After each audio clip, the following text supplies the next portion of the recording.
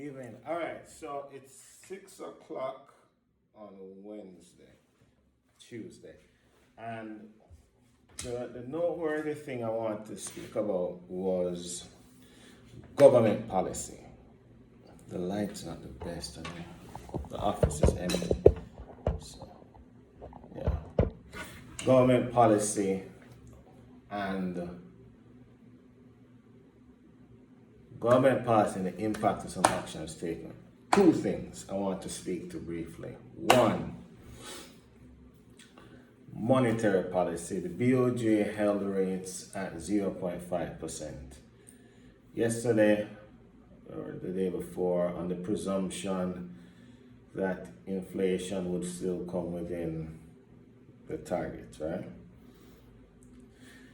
That seems possible only because there may be pressure on the US dollar for as long as it takes for the tourism sector to recover and inflows to return.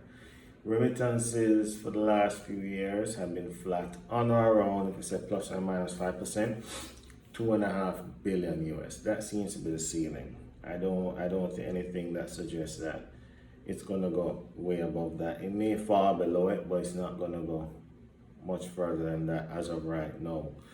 So we seem to be able to put our pot in the fire for between 2.25 and 2.5 billion remittances, right?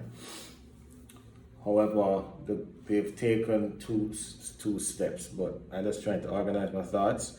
But something to remember is that despite the fact that there's an FX relative shortage of 30 million a week, there are mitigating factors on the other end that we can't ignore, namely lower oil prices being one, less demand for imports for as long as the tourist sector is reduced, because a lot of perhaps the commodities within the properties are imported.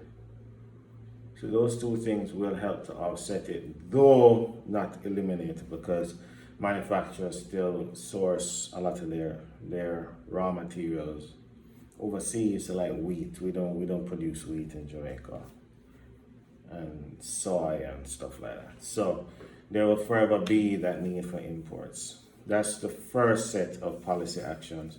The second set, and I really should write this down, as I mentioned, was interest rates. And the BOJ requiring financial institutions to hold less US. So they reduced the figure, I don't remember the terminology right now, but whatever it is, the reserve requirements from 15% to 13%, thus reducing the amount of US dollars that the banks, local currency too, that the banks will have to hold. As a result, freeing up more US to thus help offset the supply balance. So what we're starting to see now taking shape is a BOJ that is responding in parts to the new normal, but also doing what it customarily does, which is to regularly review its base rates, so to speak. Now, the implications will be going forward, I think, from a monetary policy standpoint, will be accommodative, as the BOJ said, which may speak to measured interest rates.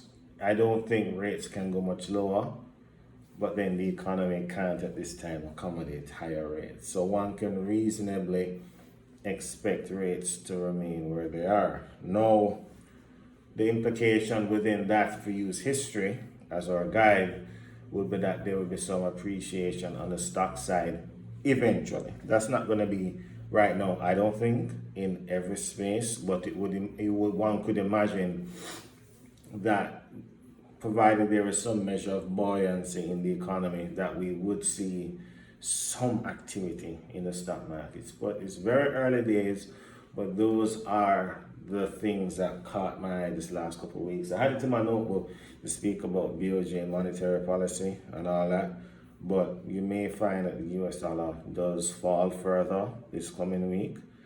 But I'll put this up from today so you'll know that I'm not speaking on Friday and trying to be a Monday morning quarterback, but I'm actually speaking before time. So let's see what happens. We'll see if there's anything else interesting to discuss before Friday, and we'll talk soon.